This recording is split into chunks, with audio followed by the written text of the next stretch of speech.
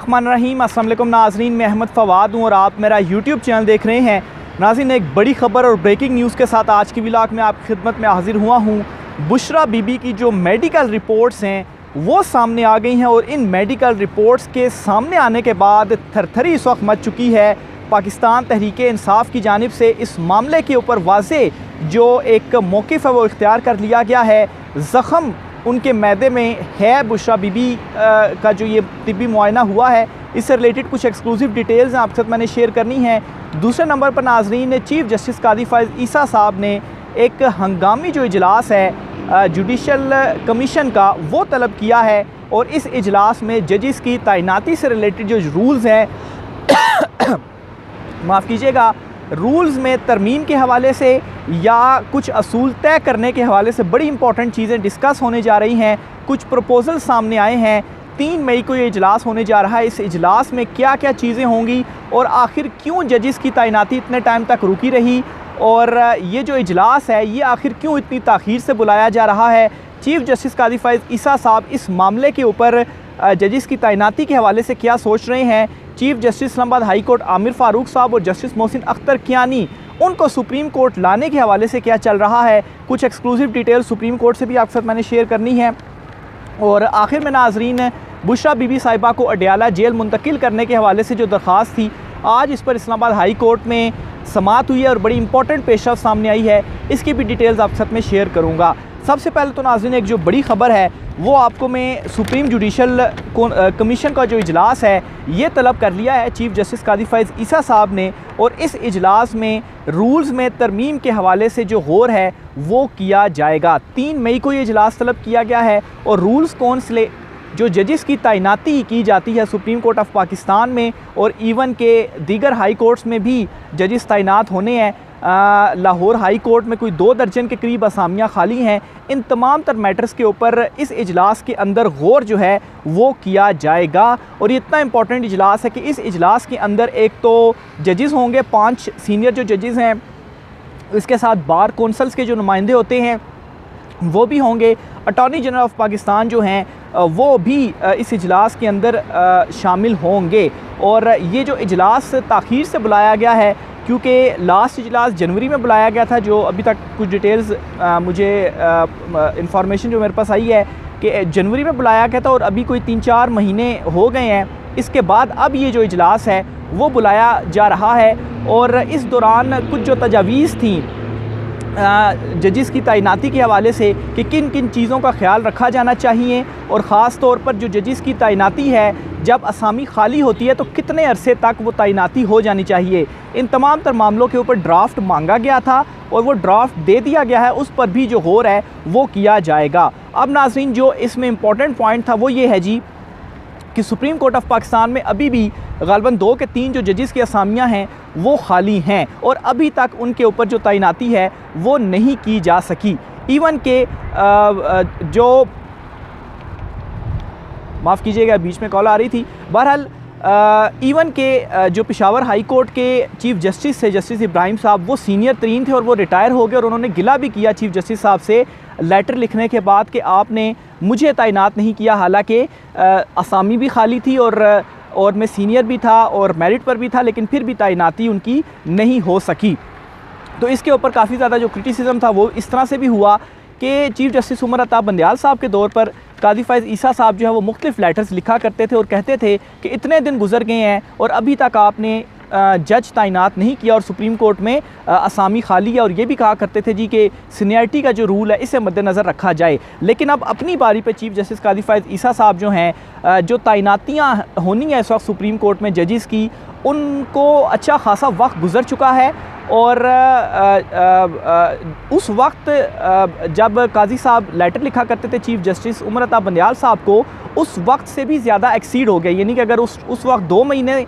तक असामियाँ खाली थी तो अब 2 महीने से भी ऊपर टाइम गुजर चुका है। तो उस वक्त तो लिखते थे लेटर्स, लेकिन अभी तक चीफ़ साहब की जानिब से जो तैनातियाँ हैं वो नहीं हुई। तो बहरहाल इस मामले पर भी ये बहुत ज़्यादा इंपॉर्टेंट इजलास है। एक तो ये पक्का तय कर लिया जाएगा कि कितने टाइम में जो तैनाती है वो की जानी है, जैसी असामी खाली होगी और तैनाती इतने टाइम के अंदर लाजमी की जानी है। फिर इसी तरीके से नाज़रीन, एक और जो तजवीज़ इस वक्त सामने आ रही है वो ये है कि चीफ़ जस्टिस साहब जो हैं वो कोई 3 नाम दिया करेंगे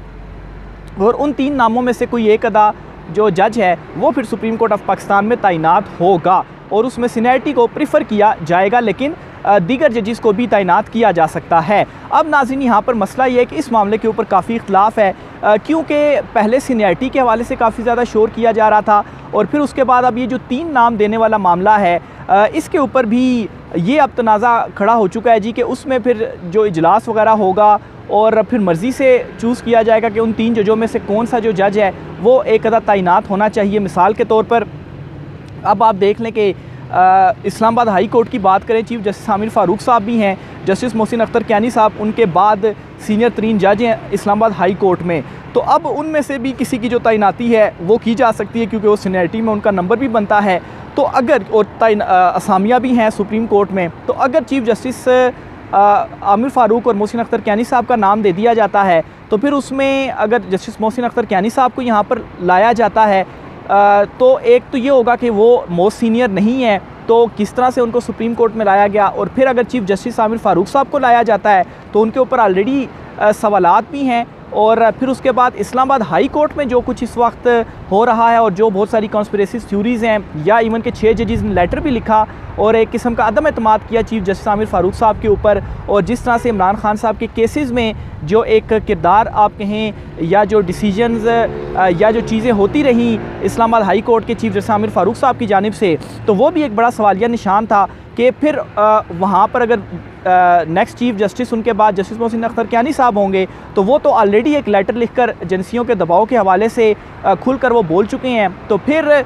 जिस किस्म का दबाव और जो कंट्रोल वगैरह है मुबैना तौर पर जो कॉन्स्पिरेसी थ्योरी हैं वो फिर नहीं रहेगा। तो ये इस वक्त इन दोनों की तैनाती के हवाले से भी इम्पॉर्टेंट जो चीज़ें हैं वो ज़ेर बहस हैं। बहरहाल इस मामले के ऊपर बड़े कंसर्न्स हैं कि ये 3 नाम क्यों दिए जा रहे हैं और प्रोसेस को जो तब्दील है वो क्यों किया जा रहा है, और सीनियरिटी का जो रूल है उसको भी कैसे पसे पुश डाला जा सकता है, क्योंकि 3 नाम देंगे तो हो सकता है उसमें से सीनियर को ना प्रीफ़र किया जाए, सबसे लास्ट वाले को प्रीफ़र कर दिया जाए, तो फिर एक नया कट्टा खुल जाएगा। तो बहरहाल जी, ये इस वक्त सुप्रीम कोर्ट ऑफ पाकिस्तान में कुछ अहम डेवलपमेंट्स पेशरफ्त हुई हैं। चीफ जस्टिस कादी फ़ैज़ ईसा साहब इस वक्त कराची रजिस्ट्री में हैं, लास्ट वीक वो लाहौर में थे, अब वो कराची में हैं। नेक्स्ट वीक वो यहाँ इस्लामाबाद सुप्रीम कोर्ट में आएंगे और बड़े इंपॉर्टेंट केसेस हैं जिनमें 6 जजेस के लेटर वाला जो मामला है वो भी सुना जाना है, और उसमें कौन सा बेंच होगा, आया फुल कोर्ट बनेगी नहीं बनेगी, वो सारी चीज़ें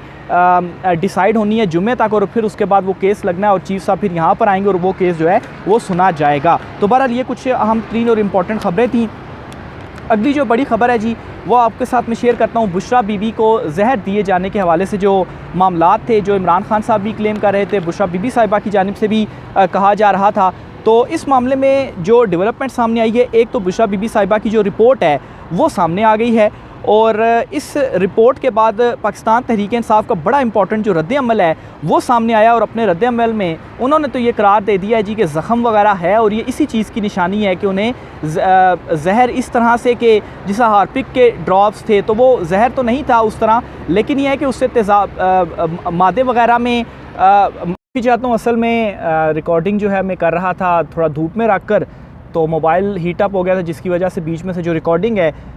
वो टूट गई। बहरहाल बुशरा बीबी साहिबा के हवाले से बातचीत हो रही थी, तो पाकिस्तान तहरीक इंसाफ की जानिब से अहम रद्द-ए-अमल सामने आया, और उन्होंने ये कहा है कि इमरान खान साहब की अहलिया बुशरा बीबी के तिब्बी मुआयने के बाद सामने आने वाले हक़ाइक़ को तहरीक इंसाफ ने तशवीशनाक करार दे दिया है। तफसीलात के मुताबिक पाकिस्तान तहरीक इंसाफ के तर्जुमान ने कहा कि तिब्बी मुआयने में इब्तदाई तौर पर सामने आने वाले हक़ाइक़ तशवीशनाक हैं। खुराक की नाली और मादे में तेज़ाब की ज़ायद मिकदार से पैदा ज़ख़म वाज़ेह हैं, यानी कि उनको मादे में जो ज़ख़म है और खुराक की नाली वो चीज़ इसमें सामने आई है जो ये PTI क्लेम कर रही है, और ये मादे में तेज़ाब की ज़ायद मिकदार की वजह से सामने आया है। अच्छा जी, इसके अलावा ये भी कहा गया जी कि बुशरा बीबी को तेज़ाब या जहरीला मवाद मिला खाना दिए जाने से ज़ख़म हुए हैं, यानी कि वो जो हार्पिक के अगर 3 ड्रॉप्स डाले गए हैं तो वो एक किस्म का जहरीला मवाद था, तो उससे ये जो ज़ख़म है वो हुए हैं। जहरीला मवाद मिला खाना खाने से बुशरा बीबी के मुंह पर असरात ताहाल बाकी हैं, तो ये भी PTI जो है वो क्लेम कर रही है।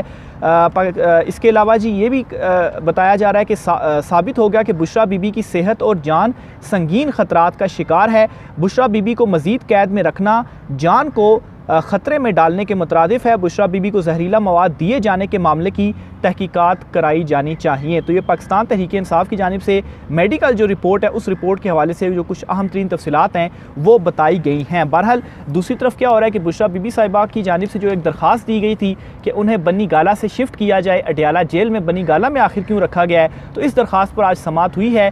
जस्टिस मियां गुल हसन औरंगज़ेब साहब जो हैं उन्होंने समाअत की है और इसमें जो स्टेट कौंसल थे उन्होंने 1 हफ़्ते का वक्त मांगा और अदालत ने उनकी इस्तदा मंजूर कर ली है। इससे पहले अदालत जो है वो डिटेल्स पूछ चुकी है कि आखिर क्यों नहीं रखा गया, क्या जगह नहीं थी, या अगर आप ये कहते हैं कि जगह नहीं थी तो बुशरा बीबी को नहीं रखा गया, तो उसके बाद आपने कितनी ख़वातीन कैदियों को रखा, और फिर आप सिक्योरिटी के हवाले से बात कर रहे हैं। तो अगर सिक्योरिटी वहाँ पर बुशरा बीबी को सिक्योरिटी रिस्क वगैरह है तो फिर इमरान खान साहब भी जो हैं वो अडयाला जेल में हैं, तो इमरान खान साहब को अडयाला जेल में रखा गया तो तब सिक्योरिटी रिस्क नहीं है, लेकिन बुशरा बीबी को रखा जाए तो तब सिक्योरिटी रिस्क है। और फिर इस तरह से बनी गाला में अगर बुशरा बीबी को रखा गया तो वहाँ पर क्या सिक्योरिटी वगैरह है, और ये जो तशवीशनाक जो चीज़ें वगैरह हैं वो भी सामने आ रही हैं अभी जो ये मेडिकल रिपोर्ट के हवाले से PTI का क्लेम है। तो बहरहाल जी ये इसमें कुछ पहले हो चुका है और अब स्टेट कौंसल ने 1 हफ़्ते का वक्त मांगा और उस पर जस्टिस मियां गुल हसन औरंगज़ेब साहब ने उन्हें 1 हफ़्ते का वक्त जो है वो दे दिया। स्टेट कौंसल ने मौक़िफ़ ही अपनाया कि सब जेल के क़याम से मुतल्लिक हम अपने तौर पर देख रहे हैं, कोई चीज़ गैर कानूनी तो नहीं, कुछ वक्त हमें अभी चाहिए। जिस पर जस्टिस मियां गुल हसन औरंगज़ेब ने कहा कि चीफ़ कमिश्नर ख़ुद को कैसे सूबाई हुकूमत करार दे सकता है, आपने इन्हें कैद तन्हाई में रखा हुआ है, ये एक तरह का तशद्दुद है। इस केस में एक रिट और 6 मुतफरिक दरख्वास्तें आई हुई हैं, आपके पास कोई ग्राउंड नहीं है। ये जी अदालत ने कहा, फिर ये भी कहा जी कि क्या आप अब भी ये रिमार्क्स देने के बाद बुशरा बीबी के वकील से पूछा अदालत ने कि क्या आप अब भी चाहते हैं कि बुशरा बीबी को बनी गाला से अडयाला जेल मुंतकिल कर दिया जाए, तो इस पर मौक़िफ़ अपनाया गया कि जी बिल्कुल हम चाहते हैं कि मुंतकिल किया जाए। तो इस पर जी तहरीरी तौर पर जो दलाइल हैं वो भी तलब कर लिए हैं और अदालत ने कहा है जी कि हम चाहते हैं कि इस केस में अब मज़ीद जो ताख़ीर है वो ना हो, और 1 हफ़्ते का वक्त तो दे दिया स्टेट कौंसल को, लेकिन साथ ही साथ जस्टिस मियां गुल हसन औरंगज़ेब साहब जो हैं उन्होंने ये रिमार्क्स में भी क्लियर कर दिया है कि ये जो आपने कैद तन्हाई में रखा हुआ है ये भी एक किस्म का तशद्दुद है, क्योंकि जब आप अडयाला जेल में हो तो वहाँ पर दीगर कैदियों के साथ आप होंगे, बनी गाला में तो वो अकेली हैं, और कैद तन्हाई काटना भी एक किस्म का तशद्दुद है, और फिर आपके पास अगर कोई ग्राउंड नहीं है तो फिर कैसे रखा हुआ है आपने। तो ये फिर उनके इख्तियारात के हवाले से भी जस्टिस मियां गुल हसन औरंगज़ेब साहब ने सवालात जो हैं वो उठाए हैं। बहरहाल 1 हफ़्ते का वक्त दिया गया है, देखें अब स्टेट कौंसल जो हैं वो 1 हफ़्ते के बाद क्या जो मज़ीद मौक़िफ़ है वो अपनाते हैं और क्या अदालत में डिटेल्स जो हैं वो अदालत के सामने रखते हैं। तो बहरहाल ये कुछ अहम तरीन तफसीलात थी, मज़ीद चीज़ें भी आपके साथ शेयर करता रहूँगा। आज की व्लॉग से इतना ही, इजाज़त दीजिए, अल्लाह हाफ़िज़।